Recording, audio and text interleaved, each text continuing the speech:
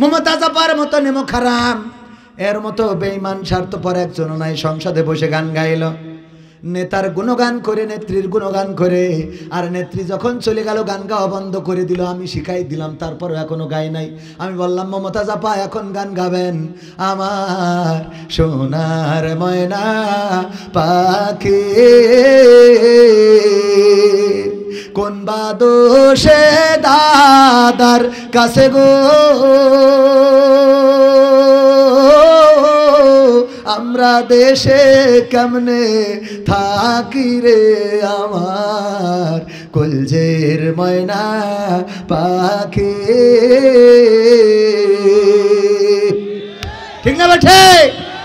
এখন এই গান গাওয়ার দরকার আছে না নাই? কিন্তু এই গান গাচ্ছে না। আমার গান কোনো গান তো শুনি না, তবে মন বলে গোপনে গোপনে গায়। ও আমার দরদি আগে জানলে তোর ভাঙা নৌকায় চড়তাম না, ভাঙা নৌকায় চড়তাম না আর এই বিপদে পড়তাম না, ভাঙা নৌকায় চড়তাম না আর এই বিপদে পড়তাম না। ওরে বর্ডারেতে খাইলাম ধরা, বিসিটাও তো পাইলাম না। আগে জানলে তোর ভাঙা নৌকায় চড়তাম না। ঠিক না বেঠে?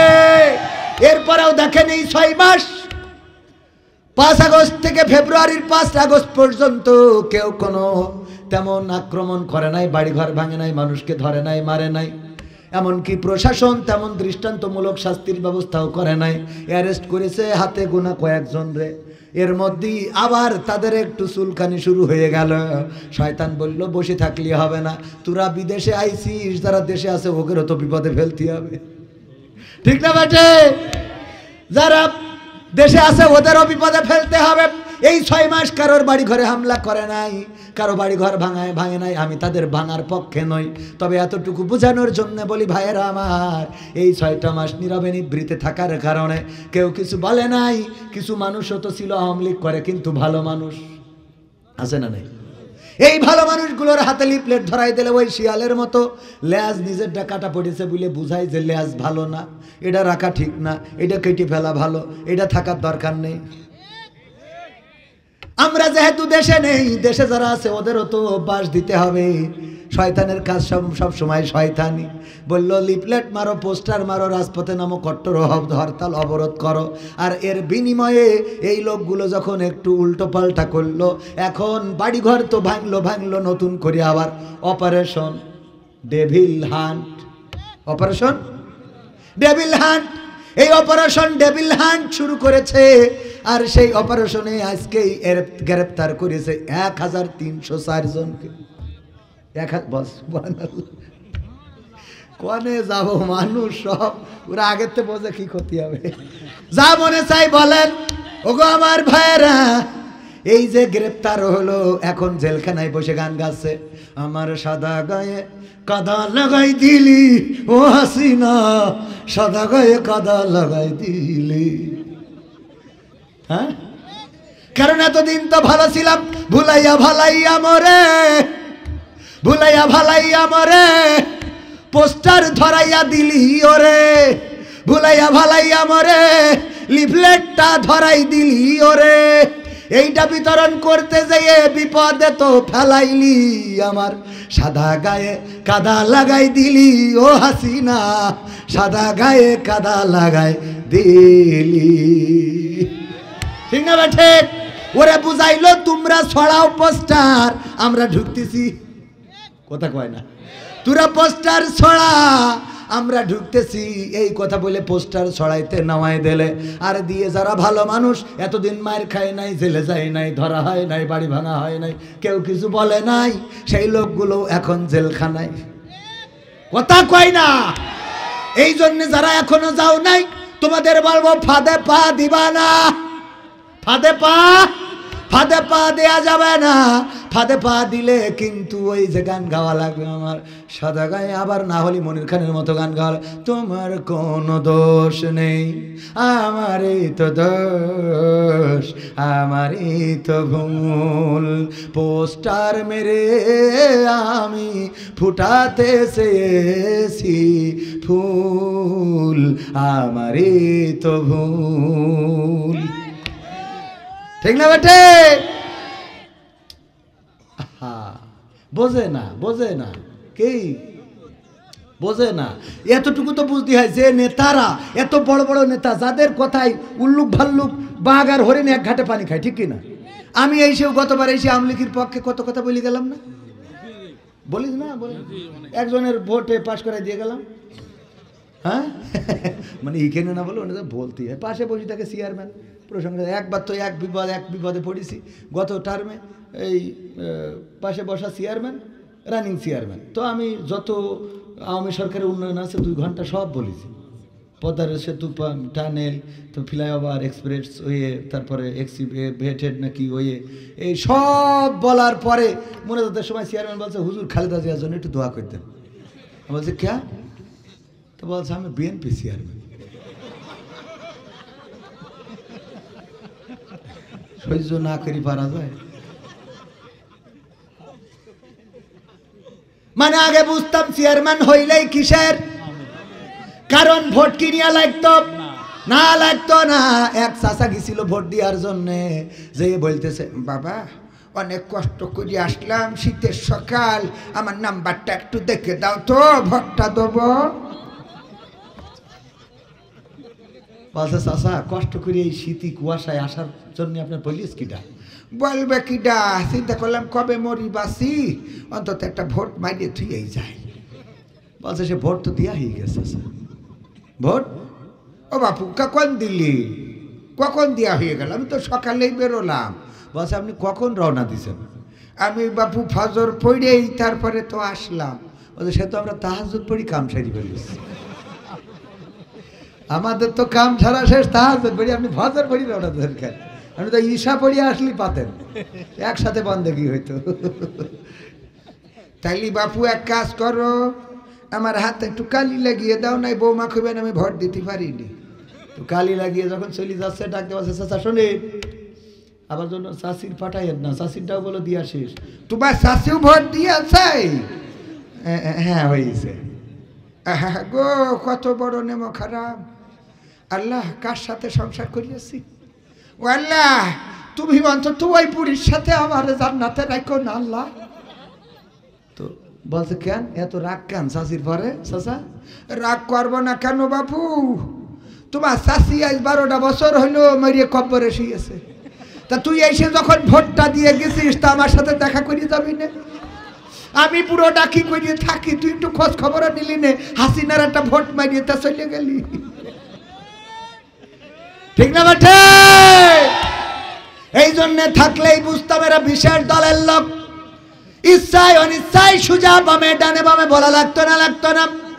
অবস্থাটা ছিল আমাদের এমন, আমাদের অবস্থা ছিল এমন। একবার একটা রাস্তা, 2 পাশে পুকুর, ওই রাস্তা দিয়ে ট্রাক ঢুকাইছে। কি ঢুকাইছে? ট্রাক। ট্রাক যখন গেছে, ট্রাক যে মালামাল লোড করে যখন আসছে, 2 পাশে পুকুর। যাওয়ার সময় তো খালি গাড়ি ভয় ছিল না, আসার সময় 2 পাশে পুকুর, চিকন রাস্তা। ট্রাক নিয়ে হেল্পারের নামাইতেছে যে সামনে যাইয়ে দেখ।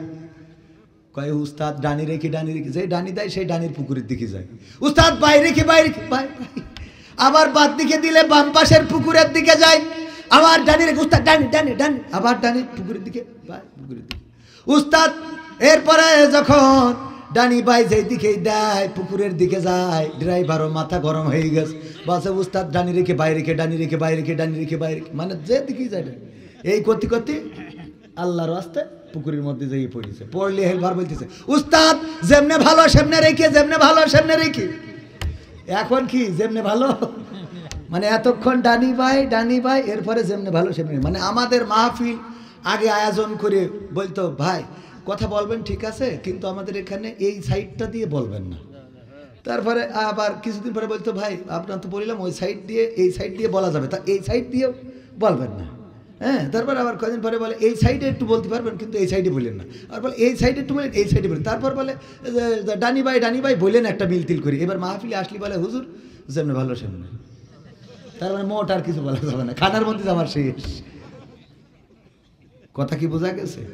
আমাদের যেমনে ভালো সেমনে রেখে, তার মানে এখন এই অবস্থা আমাদের ছিল। যাই হোক, মমতাজ আপাই আবার ফিরে যায়।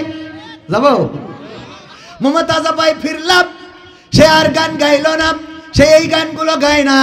আর এখন অনেকে এইসব গানগুলো গায়। ওই যে গানটা বাকি আছে ওইটা শেষ করি নাকি? কই গেল সেই সংসদেতে মমতাজের গান, কোথায় গেল হযরত বলা স্বামী ওসমান, ইনু মেনন দীপু মনি আছে কারাগারে, বাপ করিলেও পাপ কখনো ছাড়ে কি আর তারে। কোথায় গেল স্পিকারের, কোথায় গেল স্পিকারের দৃষ্টি আঁকা বাঁকা, তাদের ছাড়া দেশটা এখন লাগে ফাঁকা ফাঁকা, ওদের ছাড়া দেশটা এখন লাগে ফাঁকা ফাঁকা।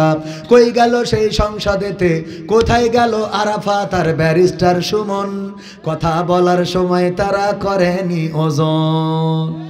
মুরগি কবির খাইছে ধরা, জাফর কোথায় আছে, গোপনে কি সেও গেল মোদি দাদুর কাছে। কোথায় গেল এস আলমের, কোথায় গেল এস আলমের কাড়ি কাড়ি টাকা, তাদের ছাড়া দেশটা এখন লাগে ফাঁকা। লাগে না, লাগে না। কেন ফাঁকা ফাঁকা লাগে? কারণ আগে আমরা টেলিভিশন অন করলে জানতে পারতাম কুমড়া দিয়ে কেমন করে বেগুনি বানানো যায়, কেমন করে কাঁচামরিচ ভিজিয়ে শুকায় রাখতে হয়, তারপরে আবার বৃষ্টির সময় ভিজাইলে জ্যান্ত হয়ে যায়। তারপরে আমরা কাঁঠাল দিয়ে বার্গার বানানো শিখলাম। এমনকি আমরা শিখেছিলাম, কি শিখেছিলাম? আমার দাদার দেশের লোকেরও বুদ্ধি বলে দিয়েছি। দাদার দেশ থেকে টেলিভিশনে সাক্ষাৎকার দেয়, আমাদের দেশে পেঁয়াজের দাম নাই, পেঁয়াজের দাম কমে গেছে। কারণ হলো আগে বাংলাদেশে রপ্তানি হতো, আর আমরা বাংলাদেশে রপ্তানি করে বেশি দামে পেঁয়াজ বিক্রি করতে পারতাম। এখন বাংলাদেশে রপ্তানি করে না, যার জন্য আমরাও দেশে দাদা পেঁয়াজের দাম পাই না। বড্ড কষ্টে আছি দাদা, বড্ড। আর এক সাংবাদিক তো বলে থাকবে না বাংলাদেশ, বাংলাদেশ থাকবে না, বাংলাদেশ থাকবে না। তা তোর অসুবিধা কি? তুই আছিস ভারতে, আমাকে দেশ থাকে, থাক না থাকে আমরা মরবো, তা তোর অসুবিধা কি? কথা কয় না। হ্যাঁ, ওর অবস্থা হলো এমন, একজনের বাড়ি চোর ঢুকেছে, চুরি করে নিয়ে গেছে, ও থানায় গেছে রিপোর্ট করতে। থানায় গেছে কি করতে? রিপোর্ট করতে। পুলিশের বলছে স্যার গতকাল রাত্রি চোর ঢুকেছিল। বলছে কি করি? বলছে শিং খেটি চোর ঢুকেছে। বলছে তখন আপনি কি করছিলেন? আমি ভাবছিলাম দেখি দেখি চোর কি করে, ভাবছিলাম দেখি চোর কি করে। বলছে তারপর ওই আমাদের আলমারি ড্রেসিং টেবিল আনলা যা ছিল, সিন্ধুক ও চাবি নিয়ে তে খুললো। বলছে তখন আপনি কি করছিলেন? বলছে আমি ভাবছি যে দেখি কি করে। হ্যাঁ, তো দেখি কি করে। এরপরে কি করলো, ওর থেকে সব বের করে নিলেন, বের করে নিয়ে তখন আপনি কি করলেন? বলছে আমি ভাবছি দেখি কি করে। তো তারপরে কি করলো, পুটলাই বাঁধলো। তখন আপনি কি করলেন? আমি ভাবছি দেখি কি করে। তো বলছে যে এরপর কি হইলো, তারপরে ওই পুটলা নিয়ে দরজা খুলে বেরোয় চলে গেল। বলছে আপনি তখন কি করলেন? আমি তখনও ভাবছি যে দেখি কি করে। তা বলছে আপনি এখনো ভাবতেছেন? তা বলছে আমার মাল চুরি করে নিয়ে যাচ্ছে, তা আমি ভাববো না, তা আপনি ভাববেন? মাল চুরি করে নিয়ে চলে যাচ্ছে আমার, তা আমি ভাববো না, তো কি আপনি ভাববেন? আমি চিন্তা করবো না, তা আপনার চিন্তা। তো দেশ আমাদের, দেশ থাকবে না, তো থাকবে না সে আমরা চিন্তা করবো। এই দেশের লোক আমরা, তোর এত টেনশন কিসের? কথা কয় না, ঠিক না বেঠে?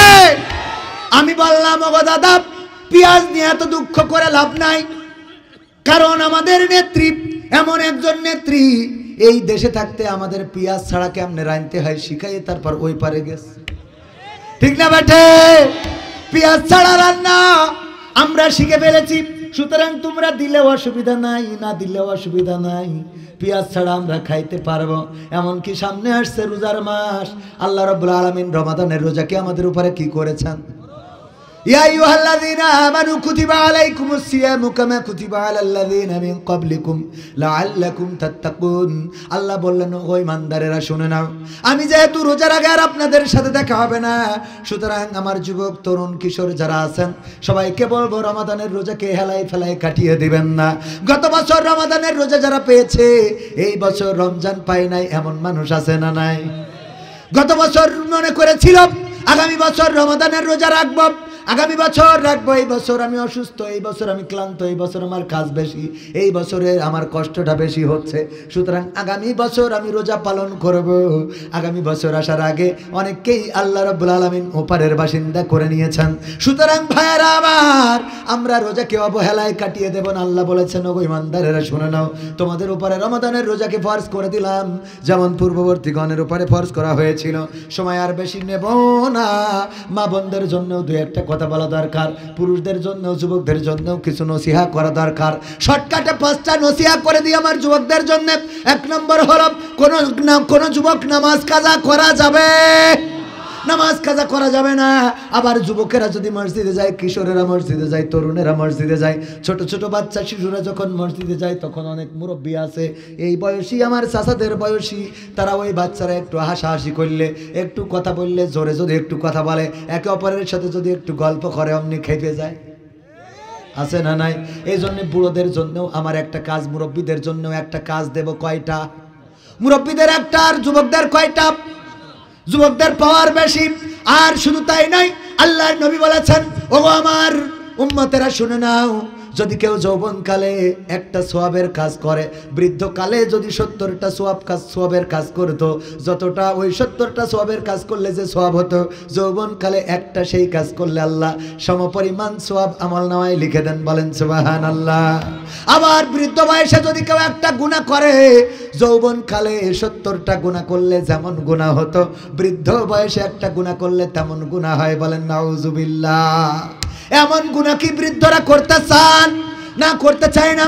আর যুবকেরা এই বয়সটাকে কাজে লাগাতে হবে। আল্লাহ অফার দিয়েছেন, 70 গুণ বেশি সওয়াব পাওয়া যাবে।